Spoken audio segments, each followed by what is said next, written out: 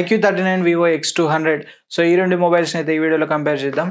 And last వీడియోలో Redmi Note 14 Pro and Vivo T3 Pro దీనిపైన comparison video అయితే చేశాను. సో ఎవరైనా మిస్ అయి ఉంటే ఒకసారి అయితే చెక్ చేయండి. చాలా ఇంట్రెస్టింగ్ వీడియో.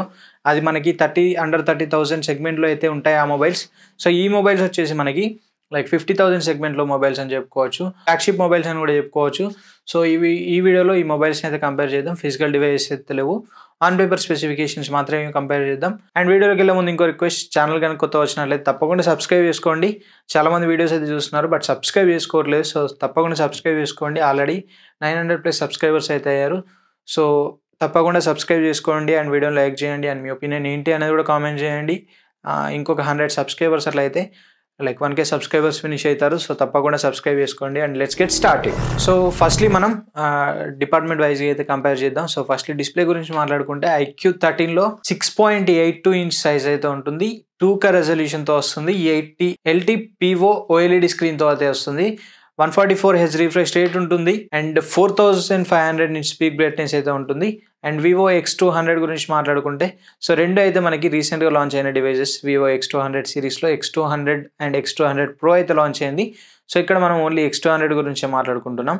X200 డిస్ప్లే వచ్చేసి మనకి 6.67 ఇంచ్ సైజ్ ఉంటుంది. 8T LTPS AMOLED స్క్రీన్తో అయితే వస్తుంది. సో ఈ LTPO అండ్ LTPS ఏంటి అనే దానిపైన నెక్స్ట్ వీడియోస్లో అయితే ఒక వీడియో అయితే చేస్తాను. సో అది కూడా మిస్ కాకండి. అండ్ 1.5K రెజల్యూషన్తో వస్తుంది. 120 Hz రిఫ్రెష్ రేట్ ఉంటుంది. 4500 నిట్స్ పీక్ బ్రైట్నెస్ అయితే ఉంటుంది. సో రెండిట్లో మనకి క్లియర్గా IQ విన్నర్ అని చెప్పుకోవచ్చు డిస్ప్లేస్ వైజ్గా అయితే. సో ఫస్ట్లీ మనకి హయ్యర్ రెజల్యూషన్ ఉంటుంది. 2K రెజల్యూషన్తో వస్తుంది అండ్ LTPO స్క్రీన్తో వస్తుంది. LTPO ప్యానెల్తో వస్తుంది.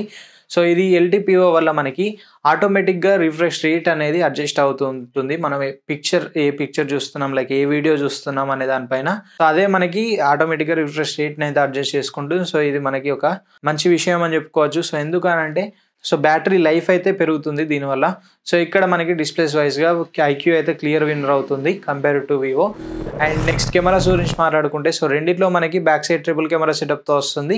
సో IQ వచ్చేసి 50 మెగాపిక్సెల్ ప్రైమరీ కెమెరా ఉంటుంది అండ్ 50 మెగాపిక్సెల్ అల్ట్రావైడ్ సెన్సార్ ఉంటుంది అండ్ 50 మెగాపిక్సెల్ టెలిఫోటో లెన్స్ అయితే ఉంటుంది.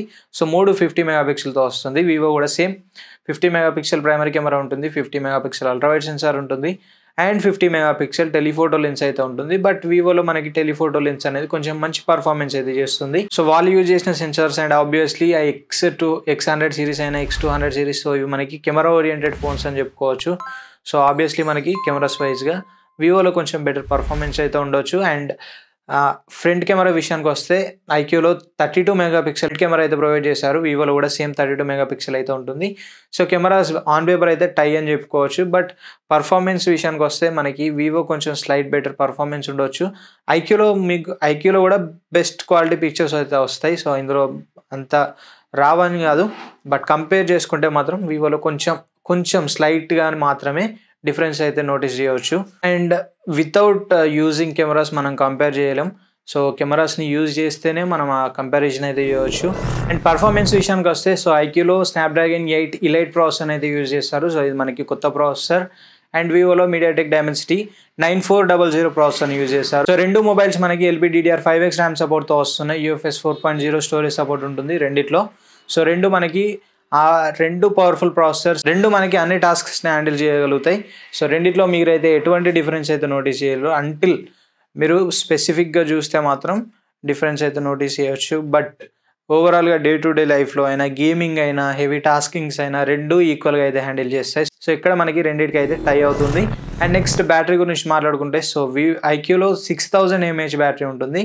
120 వాట్ ఫాస్ట్ ఛార్జింగ్ సపోర్ట్తో వస్తుంది. వివోలో 5800 mAh బ్యాటరీ ఉంటుంది. 90 వాట్ ఫాస్ట్ ఛార్జింగ్ సపోర్ట్తో అయితే వస్తుంది. ఇక్కడ మనకి డిఫరెన్స్ అయితే నోటీస్ చేయవచ్చు. సో IQలో మనకి మంచి బ్యాటరీ ఉంది అండ్ ఛార్జింగ్ స్పీడ్ కూడా IQలో మనకి బెస్ట్ అయితే ఉంది compare to Vivo. So Vivo రెండిట్లో ల్యాక్ అవుతుంది. ఛార్జింగ్ స్పీడ్ అయినా బ్యాటరీ అయినా రెండిట్లో ల్యాక్ అవుతుంది. అండ్ వర్డిక్ట్ గురించి మాట్లాడుకుంటే సో IQ వచ్చేసి మనకి 54,999 దగ్గర బేస్ మోడల్ అయితే స్టార్ట్ అవుతుంది.